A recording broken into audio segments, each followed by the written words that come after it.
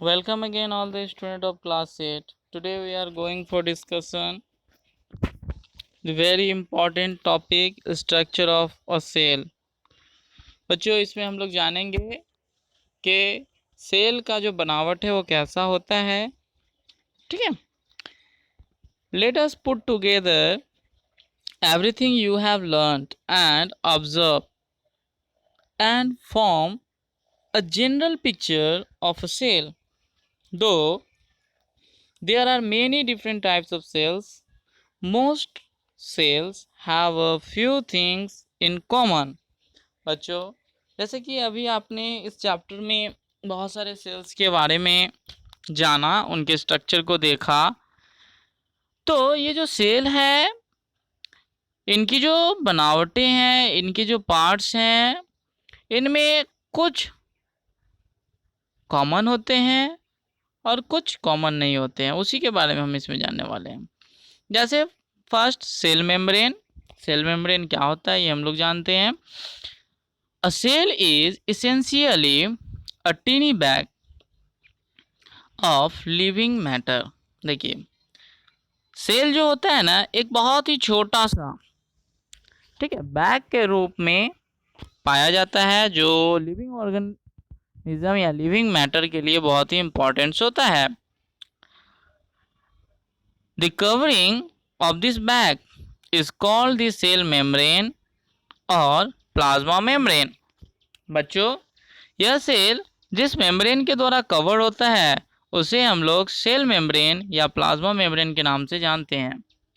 It maintains the shape and size of the cell and protect its contents. बच्चों यह cell का shape and size depend करता है, साथ ही साथ किसी भी बाहरी घटनाओं से इसे बचाता है, अवगत कराता है। It acts like a sentry, allowing only some things to enter and leave the cell and stopping there. Other. For example, it allows oxygen and nutrients to pass into the cell and lets waste pass out of it. This is why it is called selectively permeable. Something is called permeable if it is lets thing pass through it. बच्चों यह जो cell membrane होता है cell के लिए जो आवश्यक oxygen और न्यूट्रिशन होते हैं, न्यूट्रिएंट्स होते हैं, उसे ही सेल को प्रोवाइड कराता है। दैट मीन्स सेल के अंदर जाने देता है और बाद बाकी को वह सेल में जाने से रोक देता है। इसीलिए इसे सेलेक्टिवली परमिएबल के नाम से भी जाना जाता है और कभी कभी इसे हम डायरेक्टली परमिएबल के नाम से भी जान लेते हैं। ओके, नेक्स्ट है सेल वॉल। बच्चों सेल वॉल क्या होता है जरा देख लेते हैं। Plant cell have an additional protective wall called the cell wall. Plants के पास एक एक्स्ट्रा प्रोटेक्टिव वॉल पाया जाता है जिसे सेल वॉल कहा जाता है। It is thick, rigid and permeable and is made up of carbohydrate called cellulose. बच्चों ये जो सेल वॉल होता है ना ये बहुत ही थिक होता है। रिजिड मतलब कड़ा सख्त होता है। परमिएबल मतलब भेदक, मतलब क्या कि उसके अंदर कुछ भी जा सकता है जो जिसे वो अलाउ करे। ठीक है, और यह जो सेल वॉल जिस कार्बोहाइड्रेट से बना हुआ है उसे हम लोग सेलुलोज के नाम से जानते हैं। यहाँ पे एक डायग्राम दिखाया गया है 2.8 में। General structure of number A की बात करें तो an animal cells and number B a plant cell under a light microscope. ये बहुत ही कम पावर के माइक्रोस्कोप से लिया गया पिक्चर है जिसमें आपको साफ दोनों के स्ट्रक्चर अलग अलग दिख रहे हैं। ठीक है। तो इसमें कॉमन क्या क्या है हम जरा देख लेते हैं। जैसे देखिए इसमें पहले तो सेल वाल एनिमल में नहीं है। क्या है? साइटोप्लाज्म है। जो फ्लूइड पाया जाता है सेल के अंदर उसे साइटोप्लाज्म कहते हैं। सेल वाल नहीं है। न्यूक्लियस है जो इसका पावर हाउस होता है किसका? सेल का। ठीक है। नेक्स्ट है क्लोरोप्लास्ट जो ग्रीन कलर का होता है प्लांट्स में, जो फोटोसिंथेसिस करने में हेल्प कराता है, जो एनिमल में नहीं होता है। नेक्स्ट है सेल के अंदर जो खाली जगह होता है जिसे वॉक्यूल कहते हैं, वह एनिमल सेल में नहीं पाया जाता है, प्लांट सेल में पाया जाता है। ठीक है। और प्लाज्मा मेम्ब्रेन, सेल वॉल के अंदर जो मेम्ब्रेन पाया जाता है उसे प्लाज्मा मेम्ब्रेन कहते हैं, और यह दोनों में पाया जाता है। ओके। नेक्स्ट हम लोग जानेंगे साइटोप्लाज्म का। साइटोप्लाज्म क्या होता है? The matter inside the cell membrane is called cytoplasm. बच्चों, सेल मेम्ब्रेन के अंदर जो मैटर पाए जाते हैं उसे हम लोग साइटोप्लाज्म के नाम से जानते हैं। It consist of a jelly like fluid with various structures such as the nucleus floating in it. बच्चों, ये जो साइटोप्लाज्म है यह जेली लाइक फ्लूइड के रूप में पाया जाता है जो डिफरेंट शेप स्ट्रक्चर में पाए जाते हैं, और इसी के अंदर न्यूक्लियस पाया जाता है और इस पे न्यूक्लियस फ्लोटिंग करते रहता है, दैट मीन्स तैरते रहता है। These structure are called organelles. और यह जो स्ट्रक्चर होता है साइटोप्लाज्म का जिसमें क्या होता है न्यूक्लियस उस पर फ्लोटिंग करते रहता है, उसे ऑर्गेनल्स के नाम से हम लोग जानते हैं। तो साइटोप्लाज्म में उसके अंदर क्या पाया जाता है? Salts, proteins, sugar and other substances are dissolved in the fluid. बच्चों, साइटोप्लाज्म जैसे कि एक फ्लूइड है जो शेल मेम्ब्रेन के अंदर पाया जाता है, तो इसमें क्या क्या रहता है ये भी जानना इंपॉर्टेंट होता है। तो इसमें सॉल्ट होता है, प्रोटीन होता है, शुगर होता है, और भी दूसरे सब्सटेंस घुले हुए होते हैं। Okay. Next, nucleus. Almost every cell has a nucleus. बच्चों, लगभग जितने भी डिफरेंट सेल के बारे में हम लोगों ने स्टडी कर रखा है उन सभी के पास क्या है? न्यूक्लियस है। ठीक है।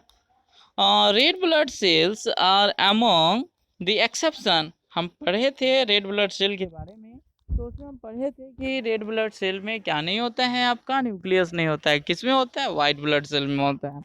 ओके। तो यह एक एक्सेप्शनल है। The nucleus is the largest and the most important organelle of the cell. बच्चों, अगर सेल में सबसे बड़ा जो पार्ट अगर हम बात करें ना तो न्यूक्लियस होता है। ठीक है। और सबसे इम्पॉर्टेंट भी होता है।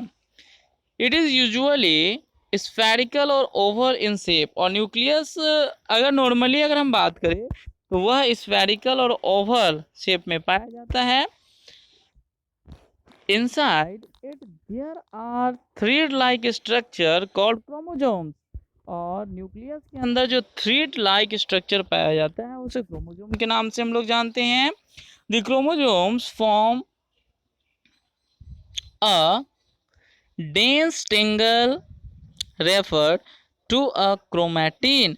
बच्चों, ये जो क्रोमोसोम आपस में बहुत ही घने रूप से मिलके उलझन जैसा एक स्ट्रक्चर तैयार करते हैं जिसे हम लोग क्या बोलते हैं? क्रोमैटिन बोलते हैं। ठीक है। They are carry genes. और यही क्रोमोजीन्स जीन्स को कैरी करते हैं which order the cell to perform all its function.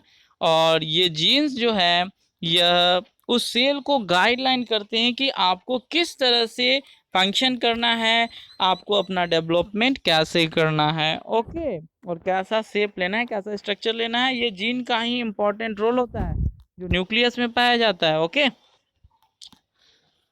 Next है,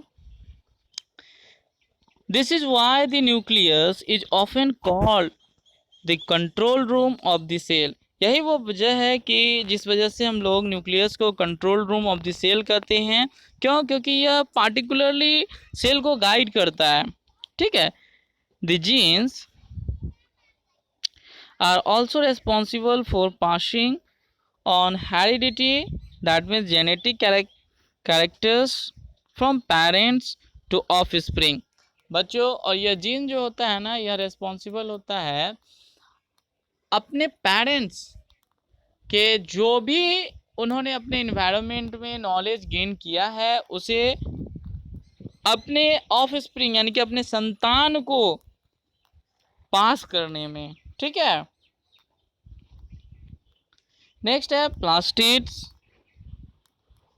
तो प्लास्टिड्स भी हम लोग देख लेते हैं क्या है ये। देखिए, यह भी सेल का हमारा पार्ट ही है।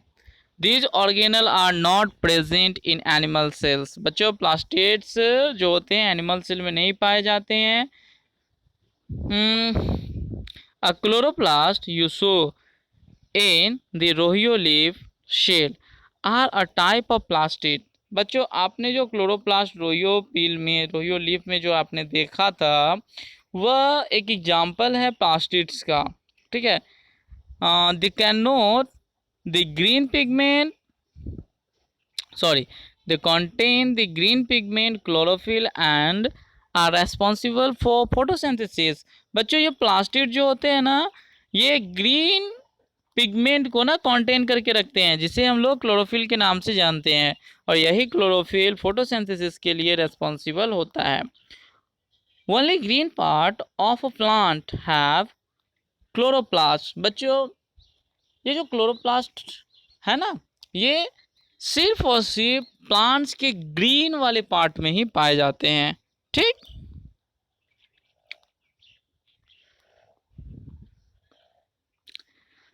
that is why you did not see them in the onion leaf cell। यही वह वजह है कि आप इन्हें ऑनियन लीफ सेल में आप नहीं देख पाते हैं। ठीक है, क्योंकि उनका कलर क्या नहीं होता है, ग्रीन नहीं होता है। नेक्स्ट है, there are two other type of plastids called chromoplast and leucoplast. Chromoplast contain pigment which give fruits and flower their colors। बच्चों, क्रोमोप्लास्ट जो होता है ना, वो क्या करता है, फ्रूट और फ्लावर को कलर प्रोवाइड कराता है, और leucoplast store food and are found in the storage organ of plant. और यह जो हमारा ल्यूकोप्लास्ट है, यह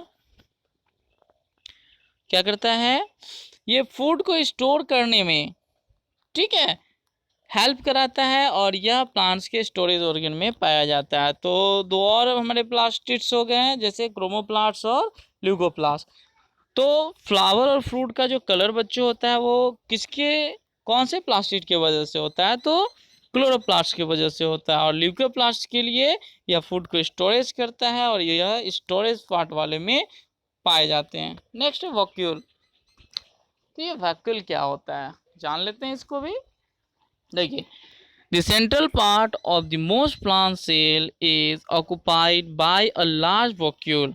बच्चों, अगर हम प्लांट सेल की बात करें, जैसा हम यहाँ पे अपने स्ट्रक्चर में देखे थे, ये देखिए यहाँ पे सेल के बीच में एक बहुत बड़ा ना खाली वाला इलाका है, स्पेस है, इसे हम लोग वैक्यूल के नाम से जानते हैं। इस फिगर में आप यहाँ देख सकते हैं,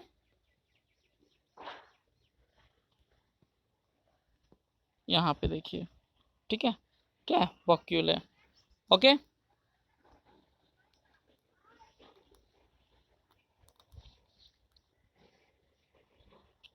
you may have noticed it in some of the plant cell you observe। It is a sac-like structure filled with fluid। और यह जो खाली जगह होता है ना, इसमें ना फ्लूइड पाया जाता है। ठीक है, यह फ्लूइड से भरा होता है, इसके बीच में और कोई दूसरा चीज़ नहीं होता है। ठीक है, food waste, pigments and other substances are dissolved in this fluid। Some plant cell have a number of large vacuole। बहुत सारे ऐसे प्लांट सेल है जिसमें वैक्यूल का साइज बड़ा होता है, और जो भी उस सेल के अंदर जो वेस्ट होते हैं या फिर जो उसका फूड होता है वो सब उसी के अंदर वॉक्यूल के अंदर पाया जाता है। ठीक है, vacuole are not so common in animal cell. Vacuole जो है वो आपको एनिमल सेल में नहीं पाया जाता है। When they occur they are much smaller in size. ठीक है, अगर पाया भी जाता है तो बहुत ही छोटे साइज में पाया जाता है। हम लोग यहाँ पे प्लांट सेल और एनिमल सेल के डिफरेंस को देख लेते हैं। Plant cell have a cell wall in addition to the plasma membrane. ठीक है, and animal cell do not have a cell wall पढ़ चुके हैं। Plant cell have plastids, animal cells do not have plastids, ये भी बात हम लोग पढ़ चुके। The most of the shape in the plant cell occupied by one or several large vacuole। बच्चों अगर आप पार्टिकुलरली प्लांट सेल की बात करें तो इसमें वॉक्यूल पाया ही जाता है, और ये कुछ में बड़े साइज में पाए जाते हैं, मैक्सिमम ये लार्ज शेप में ही पाया जाता है। Even when vacuoles are present in animal cells, they are much smaller in size।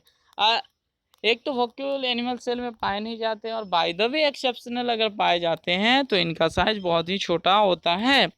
Okay बच्चों, आप इसे सुनेंगे, अच्छे से चैप्टर को पढ़ेंगे। कोई प्रॉब्लम होगा आप मुझे मैसेज करेंगे, वीडियो को लाइक और चैनल को सब्सक्राइब जरूर करेंगे। Okay, thank you.